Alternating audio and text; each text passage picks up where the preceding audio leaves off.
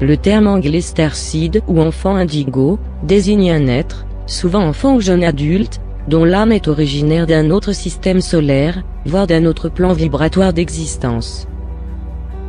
L'arrivée des indigos s'est faite par vagues, dans les années 60, 70, 80 et 2000. La plupart des indigos sont aujourd'hui adultes bien qu'il y ait encore des indigos qui naissent aujourd'hui. Dans les milieux spirituels, sont également souvent évoqués ce que l'on appelle les enfants cristal ou arc-en-ciel, qui correspondraient aux toutes dernières générations nées, d'enfants représentatifs de la nouvelle conscience nécessaire à la création de la nouvelle Terre. Dans cette vidéo, il n'y a pas de notion de valeur supérieure ou inférieure. Nous sommes un, et nous passons chacun par des étapes. Il ne s'agit pas là de mettre encore de nouvelles étiquettes, qui diviseront encore plus les êtres humains, mais de comprendre véritablement qui nous sommes, et ainsi de pouvoir libérer énormément de personnes qui se sentent extrêmement mal et incomprises, du fait de ces caractéristiques, qui sont difficiles à vivre dans notre société actuelle encore trop peu évoluée spirituellement. Également, veuillez noter que cette description a volontairement été très simplifiée afin de permettre l'accès à ces informations pour les personnes débutant leur éveil spirituel, ce qui est primordial. Les indigos sont intelligents, ils expriment fortement leur volonté, sont rapides, intuitifs, refusent souvent les attitudes autoritaires, et sont souvent doués pour la technologie. Ils ont la sensation d'être sur Terre pour accomplir une mission, dont ils ne peuvent détourner leur attention. Ils se sentent différents, étrangers à ce monde, dans lequel ils ont souvent beaucoup de mal à s'adapter, surtout dans leur jeunesse. Les indigos ont un esprit guerrier, parce que leur but commun consiste à démanteler les vieux systèmes qui ne nous servent plus.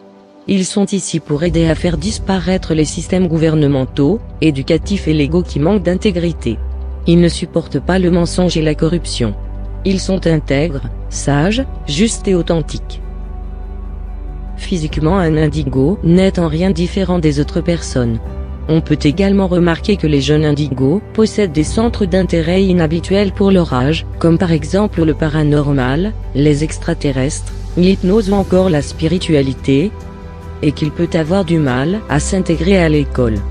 Parfois ils présentent des capacités extrasensorielles telles que la télépathie, précognition, guérison énergétique, et possèdent une grande sensibilité envers le monde vivant. Encore trop d'indigos s'ignorent et souffrent à l'heure actuelle. C'est la raison pour laquelle j'ai souhaité faire cette vidéo, ayant moi-même traversé de grandes crises douloureuses, à ne pas comprendre pourquoi j'avais tous les symptômes, que je vais vous présenter maintenant. Numéro 1, le sentiment d'être un extraterrestre, de ne pas appartenir à ce monde. C'est pour moi le point le plus caractéristique des indigos, se sentir étranger à ce monde, le sentiment de ne pas être à sa place et de venir d'ailleurs, d'être extraterrestre, comme il le dira souvent, sans savoir qu'il y a une grande part de vérité dans ses ressentis. L'indigo se sent si différent des autres. Il voit tellement de choses, comprend tellement de choses, qu'il ne comprend pas comment il est possible que les autres ne le voient pas. Il ne comprend pas pourquoi il est ici, parmi tant d'inconscience, de cruauté, de malheur, de manque d'amour, de non-respect de la nature et des animaux qui lui sont si chers. Numéro 2, le sentiment d'avoir eu une mission. L'indigo a depuis très jeune le sentiment d'être missionnaire, d'être ici sur Terre pour une raison bien précise, même s'il ne peut pas toujours l'expliquer. Souvent, il ne comprend sa mission qu'à l'âge adulte. C'est très douloureux car il se sentira très souvent incompris.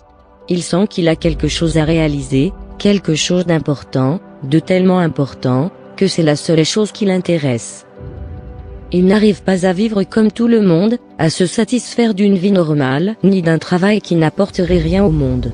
Les autres peuvent le trouver prétentieux ou bizarre, car il n'arrive pas à vivre comme les autres, à rigoler des mêmes choses, à s'amuser des mêmes choses.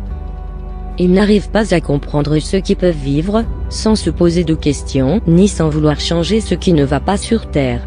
Il sent une force qui le pousse, une sorte de destinée qu'il a, à réaliser sa mission, dont il ne peut détourner le regard. Numéro 3, l'hypersensibilité. L'indigo est hypersensible, tous ses sens sont hyper développés, ce qui peut le faire énormément souffrir tant qu'il ne comprend pas pourquoi il en est ainsi.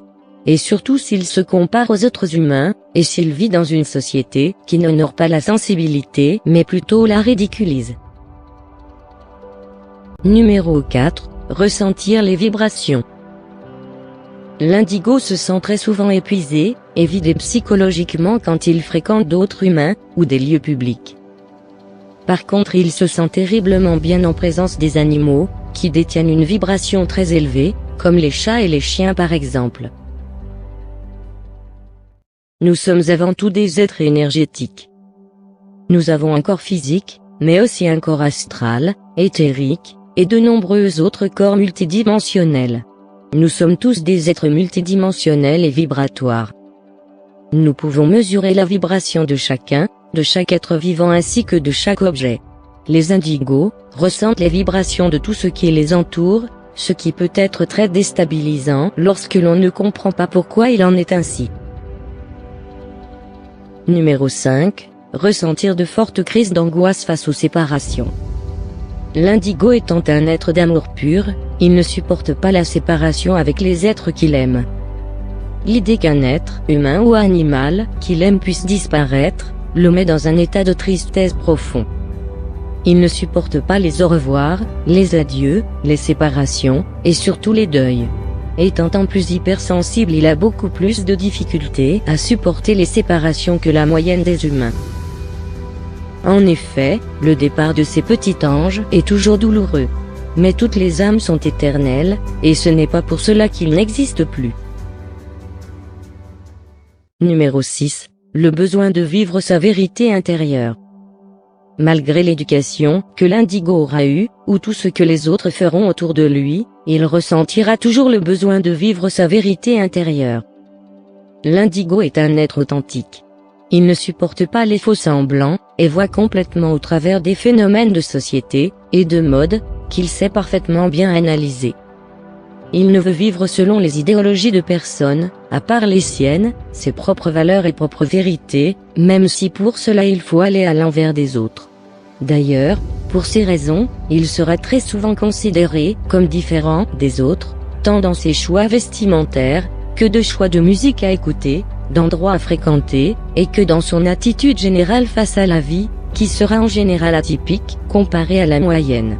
Il sera souvent même rejeté par son entourage, dont la conscience est encore trop fermée, et vivant encore trop dans l'illusion de l'ego.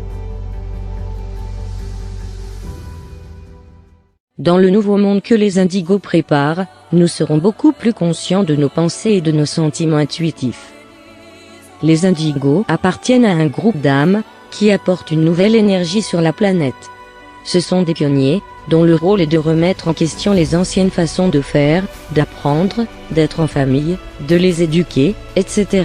Leur but est d'ouvrir le chemin pour de nouvelles façons d'être et de faire.